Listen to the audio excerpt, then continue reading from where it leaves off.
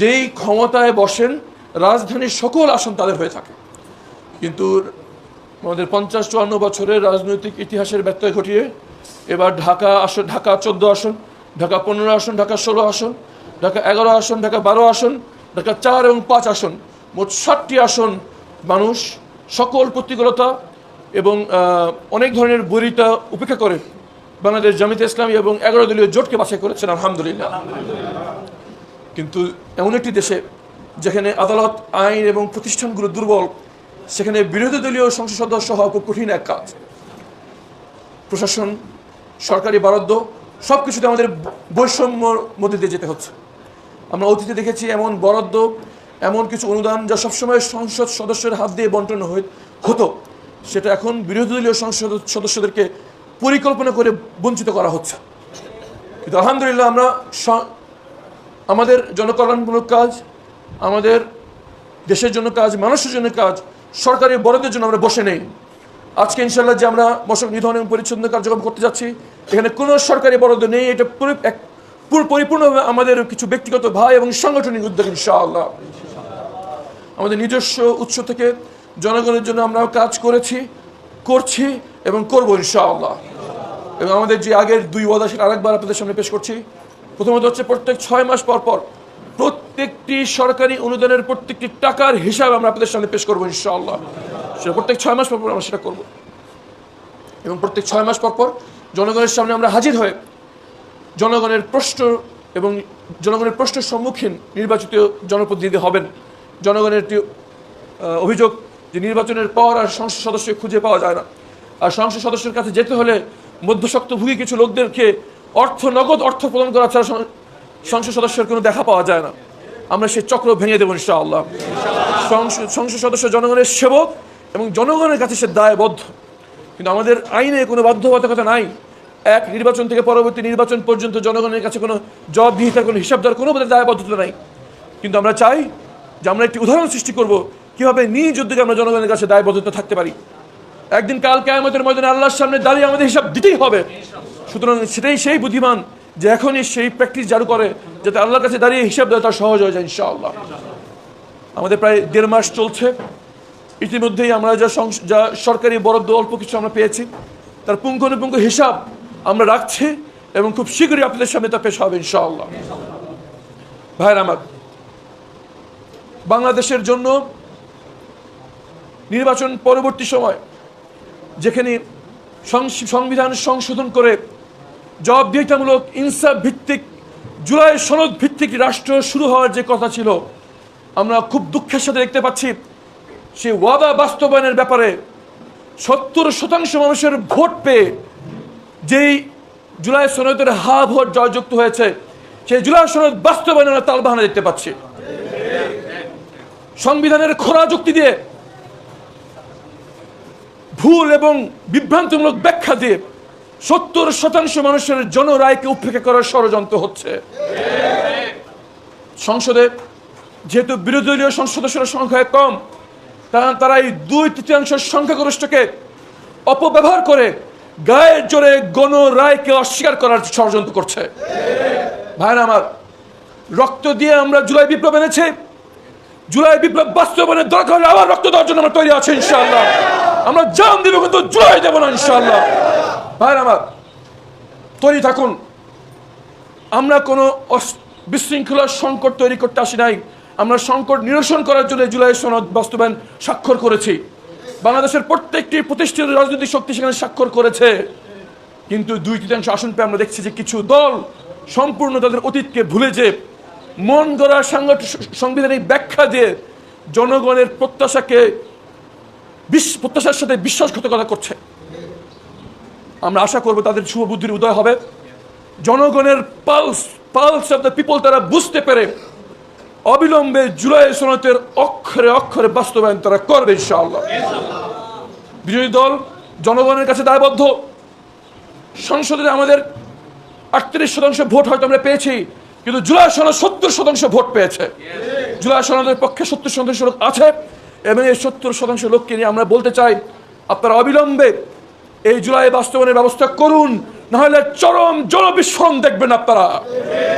জনগণ কোনো রকম বিশৃঙ্খলা চায় না। জনগণ রাস্তায় নামতে চায় না, জনগণ রক্ত দিয়ে, ঘাম দিয়ে, চোখ দিয়ে, হাত দিয়ে ফ্যাসিবাদকে বিতাড়িত করে জুলাই সনদের বাস্তবায়ন উদ্দেশ্যে ভোটে ভোট দিয়েছে। সরকার অবিলম্বে সেটা বাস্তবায়ন করুক। যদি না হয় তাহলে ভাইরা প্রস্তুত থাকুন, আরো একবার রাস্তায় নামতে হবে। এই জুলাই সনদ মানে জবাবদিহিতা, তার মানে কেউ যা খুশি তাই আর করতে পারবে না। জুলাই সনদ মানে স্বচ্ছতা, কোনো ধরনের দুর্নীতি যেন আর না হতে পারে। জুলাই সনদ মানে ইনসাফ ভিত্তিক সমাজ, যেখানে জনপ্রতিনিধিরা শাসক নয় সেবক হতে বাধ্য হবে। কিন্তু আমরা দেখছি 2/3 সংখ্যাগরিষ্ঠতা আবার সেই পতিত স্বৈরাচারের পদধ্বনি আমরা শুনতে পাচ্ছি সংসদে। সেটা খুব দুঃখজনক বিষয়। আমাদের আশ্বাস, আমরা সবাই ফ্যাসিবাদের বিরুদ্ধে এক ছিলাম, ইনশাআল্লাহ জুলাই সনদ বাস্তবায়নে আমরা এক থাকবো ইনশাআল্লাহ। জনগণ বিভক্তি দেখতে চায় না, জনগণ বিশৃঙ্খলা দেখতে চায় না, জনগণ আবার মাঠে নামতে চায় না। কিন্তু জুলাই সনদকে যদি কাটাছেঁড়া করে, জুলাই সনদের গুরুত্বপূর্ণ ধারাকে যদি বাদ দিয়ে একটি ধ্বজভঙ্গ জুলাই সনদ নামে কোনো একটি ধ্বজভঙ্গ আইন পাশ করা হয়, জনগণ সেটা মেনে নেবে না ইনশাআল্লাহ। ভাইরা আমার, আজকে থেকে আপনাদের যেটা করতে হবে, সরব হতে হবে। আমরা ভোটে ভোট দিয়েছি, আমরা জুলাই সনদের পক্ষে ভোট দিয়েছি, কোনো ধরনের পরিবর্তন না করে জুলাই সনদের বাস্তবায়ন হতে হবে। আজকে থেকে এখান থেকে যে পরিবারের সবাইকে বলবেন জুলাই সনদ নিয়ে আশঙ্কা তৈরি হয়েছে, আমরা সব কিছু নিয়ে ছাড় দেবো, কিন্তু জুলাই সনদ নিয়ে কোনো ছাড় আমরা দেবো না। পরিবার পরিজনকে বলবেন, কর্মক্ষেত্রে সহকর্মীদের বলবেন, অনলাইনে বলবেন, প্রবাসী ভাইদের বলবেন, জুলাই সনদ নিয়ে আবার সরব হওয়ার সময় এসেছে। মনে মনে প্রস্তুতি গ্রহণ করুন।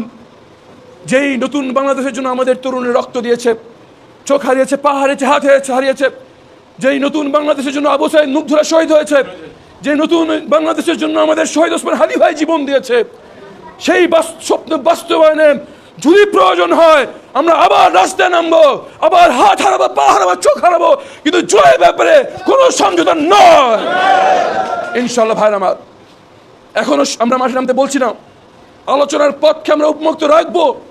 আমরা বিশ্বাস করি শহীদ জিয়ার উত্তরসূরিরা শহীদ জিয়ার জাতীয়তাবাদী আদর্শকে আঁকড়ে ধরে নতুন প্রজন্ম জেনজিদের আকাঙ্ক্ষা বুঝতে পেরে জুলাই সনদ অক্ষরে অক্ষরে বাস্তবায়ন করবে ইনশাআল্লাহ। এই আস্থা আমরা তাদের রাখতে চাই। আমরা আলোচনায় থাকবো, যে কোনো ধরনের সংলাপে আমরা অংশগ্রহণ করব, কিন্তু জুলাইয়ের কোনো একটি দাড়ি কমায় আমরা কোনো ছাড় দেবো না ইনশাআল্লাহ। ভাই আমার, আসুন আজকে আমরা যেই জন্য এখানে একত্রিত হয়েছি তা হচ্ছে দেশের জন্য শুধু বসে থাকা নয়। দেশের জন্য কোনো এককভাবে কোনো কাজ করে আমরা কোনো পরিবর্তন করতে পারবো না। দেশকে পরিবর্তন করতে হলে আমাদের লাগবে ঐক্যবদ্ধ শক্তি, লাগবে সাংগঠনিক শক্তি, লাগবে নিয়মতান্ত্রিক আন্দোলন। এই সাংবিধানিক সংঘবদ্ধ নিয়মতান্ত্রিক আন্দোলনের পথ আপনাদেরকে দেখাবে বাংলাদেশ জামায়াতে ইসলামী ইনশাআল্লাহ। আমাদের এই দলে কোনো পরিবারতন্ত্র নাই। নেতার ছেলে নেতা হয় না, আমিরের ছেলে আমির হয় না। যেই দায়িত্ব পাক সেটা তার যোগ্যতার বলে, তার নিষ্ঠার বলে হয়ে থাকে। আমরা দলের ভিতরে স্বচ্ছতার প্র্যাকটিস করে থাকি। প্রত্যেকটি দলীয় কাজে কত টাকা আয় হলো, কত টাকা ব্যয় হলো, সেটার পুঙ্খানুপুঙ্খ হিসেবে আমরা দলের ভিতরে নিয়ে থাকি। এই জন্য আমরা এত আত্মবিশ্বাসী যে রাষ্ট্র পরিচালনা আমরা স্বচ্ছতার পরিচয় দিতে পারবো ইনশাআল্লাহ। আমাদের দলীয় নেতৃত্ব নির্বাচনে আমরা দলের ভিতরে গণতন্ত্রের প্র্যাকটিস করে থাকি। প্রত্যেকটি সদস্যদের প্রত্যক্ষ মতামতেই নেতা নির্বাচিত হয়ে থাকে আমাদের এই সংগঠনের ভিতরে। যেহেতু আমরা সাংগঠনিক ভিতরে গণতান্ত্রিক প্র্যাকটিস করে থাকি, আমাদের বিশ্বাস জনগণকে সাথে নিয়ে রাষ্ট্রীয়ভাবে এই গণতন্ত্র প্রতিষ্ঠায় আমরা কাজ করতে পারবো ইনশাআল্লাহ। আপনারা যারা এসছেন সবাইকে আহ্বান করবো, আমাদের সংগঠনের প্রতিটি কাজে আপনারা সম্পৃক্ত হবেন। আপনারা এখন সহযোগী আছেন, আপনারা পূর্ণাঙ্গ কর্মী হবেন, কর্মী থেকে মনোনয়ন করে ইনশাআল্লাহ শপথের কর্মী হবেন ইনশাআল্লাহ। এবং দেশের কাজ একা বা খণ্ডিতভাবে না করে ঐক্যভাবে আমরা কাজ করবো ইনশাআল্লাহ। একের বোঝা 10-এর লাঠি। আমরা 10 জন মিলে যে কাজ অনেক সহজে করতে হবে, একা সেটা করতে পারবো না। আমরা এখানে অনেকেই বিভিন্ন পেশার, বিভিন্ন সামাজিক অবস্থানের, কিন্তু দেশের কাজে আমরা সবাই এক ইনশাআল্লাহ। আমাদের বিভিন্ন ধর্ম রয়েছে, বিভিন্ন মতাদর্শ রয়েছে, আঞ্চলিকতার ভেদাভেদ রয়েছে, কিন্তু দেশ আমাদের একটাই। এই এক দেশের জন্য ঐক্যভাবে কাজ করতে হবে ইনশাআল্লাহ। আসুন জুলাই সনদের জন্য আমরা এখনই আমাদের আওয়াজ উঁচু করা শুরু করি, কথা বলা শুরু করি। সামনাসামনি সহকর্মী, আত্মীয় স্বজন, প্রবাসীদের কাছে এবং অনলাইনে আমাদের কার্যক্রম আর একটু বলিষ্ঠ করি এবং মানসিকভাবে প্রস্তুতি গ্রহণ করি। যদি প্রয়োজন হয় ঘাম ঝরাতে প্রস্তুত আছি, রক্ত ঝরাতে আমরা প্রস্তুত আছি ইনশাআল্লাহ। জুলাই সনদ বাস্তবায়নে আমরা সবাই ঐক্যবদ্ধ ছিলাম, আছি এবং থাকবো ইনশাআল্লাহ। ইনকিলাব জিন্দাবাদ, আজাদি জিন্দাবাদ, বাংলাদেশ জামায়াত ইসলামী জিন্দাবাদ। তারা জানিয়েছেন, আমি এবং আমার সহকর্মী তার নোট নিয়েছি। ইনশাআল্লাহ আগামী কর্মদিবস এই রবিবার থেকে আমরা কাজ শুরু করবো ইনশাআল্লাহ। সিটি কর্পোরেশন এবং সংশ্লিষ্ট সরকারি যে অধিদপ্তর আছে সেখানে আমি এবং আমার সহকর্মীরা আপনাদের পক্ষ থেকে যাব এবং আপনাদের দাবি আদায়ের জন্য কাজ শুরু করবো ইনশাআল্লাহ। আরেকটি কাজ আমরা করছি, সেটা হচ্ছে আমরা মনে করি যে নতুন বাংলাদেশের স্বপ্ন আমরা দেখি, সেই নতুন বাংলাদেশ কোনো এক ব্যক্তি বা এক দল বা সরকার একার পক্ষে সম্ভব নয়। নতুন বাংলাদেশ আমরা তখনই পাবো যখন দল ও মত নির্বিশেষে আমরা ঐক্যবদ্ধভাবে যখন কাজ করতে পারবো ইনশাআল্লাহ। এই ঐক্যবদ্ধ হওয়ার একটি ধাপ হিসেবে আমরা প্রত্যেকটি পাড়ায় মহল্লায় একটি আইন শৃঙ্খলা বিষয়ক নাগরিক কমিটি গঠন করার উদ্যোগ গ্রহণ করছি ইনশাআল্লাহ। এই কমিটিতে স্থান পাবেন স্থানীয় মসজিদ কমিটির সম্মানিত সদস্যবৃন্দ, বিভিন্ন বাড়ি মালিক এবং যে বিভিন্ন এলাকা ভিত্তিক যে সংগঠনগুলো রয়েছে তার প্রতিনিধিবৃন্দ, স্কুল এবং মাদ্রাসার শিক্ষকবৃন্দ, আলিয়া এবং কওমি মাদ্রাসার আলেম ও ওলেমাবৃন্দ, ব্যবসায়িক প্রতিনিধি, শ্রমিক প্রতিনিধি, ছাত্র প্রতিনিধি, সবাইকে একটি সার্বজনীন নাগরিক আইন শৃঙ্খলা ভিত্তিক কমিটি আমরা গ্রহণ করতে যাচ্ছি ইনশাআল্লাহ। এই কমিটির মাধ্যমে আপামর জনগণকে সাথে নিয়ে সকল ধরনের অনৈতিক অন্যায় অবৈধ কাজের বিরুদ্ধে আমরা কোরআনের ভাষা শিশাটার প্রাচীর বুনিয়ানুম বারসুসের মতো এক দুর্ভেদ্য প্রাচীর হিসেবে আমরা দাঁড়িয়ে যাবো ইনশাআল্লাহ। যদি আমরা এই সকল ভেদাভেদ ভুলে ঐক্যবদ্ধভাবে কাজ করতে পারি ইনশাআল্লাহ, সকল ধরনের অন্যায় অবিচার অশ্লীল কাজের যারা করছে তারা যত বড় শক্তিশালী হোক, যত বড় তাদের পিছনে মাফিয়া এবং চক্র থাকুক না কেন, জনগণের সামনে সকল শক্তি বিলীন হয়ে যাবে ইনশাআল্লাহ। ঐক্যবদ্ধ হবে দেশের সকল কল্যাণমূলক কাজে, সকল জনকল্যাণমূলক কাজে, সকল অন্যায়ের বিরুদ্ধে একসাথে এক হয়ে আমরা কাজ করবো ইনশাআল্লাহ।